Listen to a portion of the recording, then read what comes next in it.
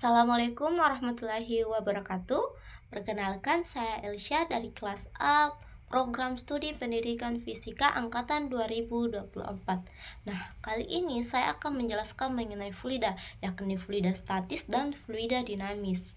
Nah, yang pertama sebelum kita lanjut ke materi, yang harus kita ketahui apa sih itu fluida? Apa sih itu fluida statis dan fluida dinamis? Apa bedanya di sini? Nah, di sini yang pertama saya akan jelaskan mengenai fluida. Fluida adalah zat yang dapat mengalir. Contohnya itu seperti zat cair dan gas. Sedangkan fluida statis adalah fluida yang dalam keadaan diam atau tidak mengalir. Nah, contohnya itu seperti air yang berada di dalam gelas dan air yang berada di dalam kolam yang tenang. Nah, di dalam fluida dinamis terdapat tekanan hidrostatis.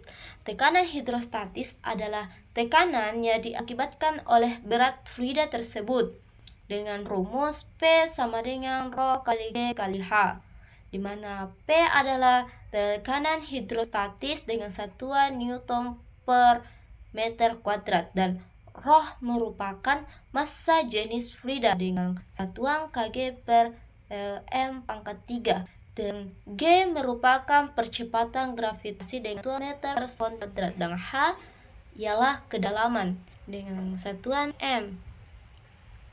Semakin dalam fluida, maka tekanan yang dihasilkan akan semakin besar. Contohnya itu penyelam, atau saat kita menyelam di laut, maka kita akan merasakan tekanan yang lebih besar saat kita semakin dalam di permukaan air.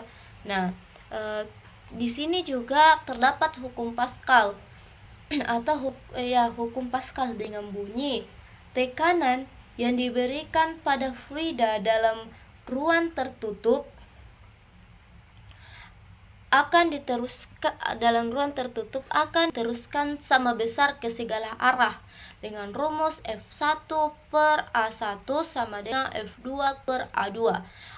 Contoh pengaplikasiannya yaitu dongkrak hidrolik, rem hidrolik, mesin pengangkat mobil atau dongkrak. Nah, hukum yang digunakan ini tuh ialah hukum Archimedes, di mana hukum Archimedes menyatakan bahwa gaya apung sama dengan berat fluida yang dipindahkan dengan rumus Fa sama dengan Rho dikali G dikali V. Terdapat 3 kondisi di dalam hukum Archimedes, yaitu tenggelam, melayang, dan mengapung. Dikatakan benda mengapung apabila rho bendanya atau lebih kecil daripada fluida. Dikatakan melayang apabila rho benda sama dengan berat fluida itu sendiri. Nah, dikatakan tenggelam apabila rho benda lebih besar daripada rho fluida. Nah, kita lanjut ke fluida selanjutnya, yaitu fluida dinamis. Fluida dinamis merupakan kebalikan dari fluida statis. Jika fluida statis dalam keadaan diam, maka fluida dinamis ialah dikatakan fluida dinamis apabila fluida yang bergerak atau mengalir. Aliran ini dapat laminar atau teratur maupun turbulen, yakni tidak teratur. Contohnya ialah air mengalir di sungai dan angin. Terdapat asas-asas yang digunakan dalam fluida dinamis. Asas yang pertama itu asas kontinuitas, di mana debit fluida selalu sama di setiap titik dengan rumus Q sama dengan A1V1 sama dengan A2V1, di mana Q merupakan debit meter per pangkat 3 S dan merupakan luas penampungan dengan satuan meter kuadrat, dan V merupakan kecepatan aliran dengan satuan meter per sekon. Semakin kecil penampungan, maka kecepatan yang akan dihasilkan akan semakin besar. Contohnya itu air yang di dalam selan. Contohnya ini selan, kita pencet, maka air yang keluar juga akan semakin besar, akan semakin kencang.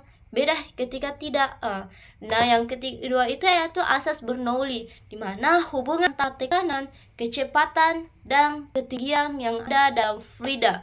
Dengan rumus yang digunakan yaitu P tambah C/2 PV kuadrat ditambah rho GH sama dengan konstan. Artinya di sini konstan tetap. Nah, penggunaannya yaitu gaya angkat pesawat, terus ada semperfun, ada karburator serta cebong asap. Nah, itulah dia penjelasan saya tadi mengenai fluid dinamis dan fluid statistik. Ada kesalahan dimaafkan. Assalamualaikum warahmatullahi wabarakatuh.